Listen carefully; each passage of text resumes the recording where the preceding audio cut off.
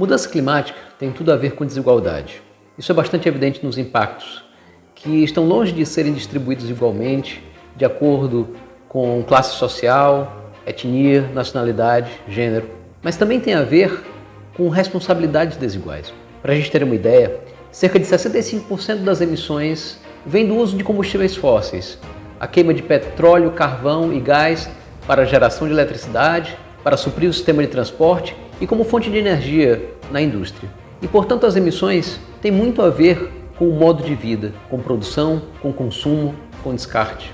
Para a gente ter uma ideia, habitantes de países ricos emitem muito mais do que habitantes de países pobres. Enquanto uma pessoa que vive em Malawi, ou na República Democrática do Congo, ou na República Centro-Africana, em Ruanda, emite cerca de 0,1 tonelada de CO2 equivalente por ano, um habitante médio dos Estados Unidos emite nada menos do que 16,5 toneladas.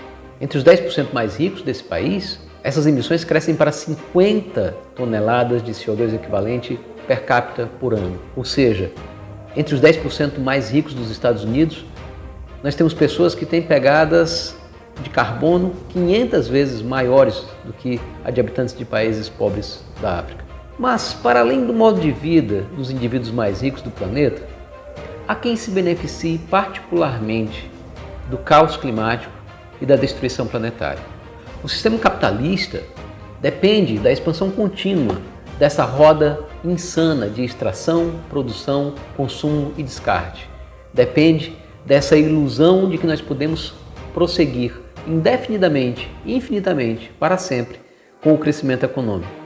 E o coração energético que alimenta tudo isso não é outro senão a indústria de combustíveis fósseis. São exatamente as corporações fósseis que sempre lucraram com a destruição planetária. Para que tenhamos uma ideia, um levantamento do Carbon Disclosure Project mostra que apenas 100 companhias são responsáveis por 71% de todas as emissões globais entre 1988 e 2015. Entre essas companhias, o lucro líquido de apenas 4, as ditas 4 irmãs, Shell, Exxon, Chevron e BP, em 3 décadas, chegou a nada menos do que 2 trilhões de dólares. É um lucro formidável, uma quantidade virtualmente incontável de dinheiro, ganho às custas do uso da atmosfera do planeta como uma lata de lixo, em que as emissões são despejadas impunemente. Mais impressionante ainda, técnicos do Fundo Monetário Internacional calcularam que 6,5% do PIB global é utilizado para subsidiar petróleo, carvão e gás. Nós estamos falando aí de renúncias fiscais, garantia de preços, infraestrutura construída com dinheiro público para favorecer essas corporações.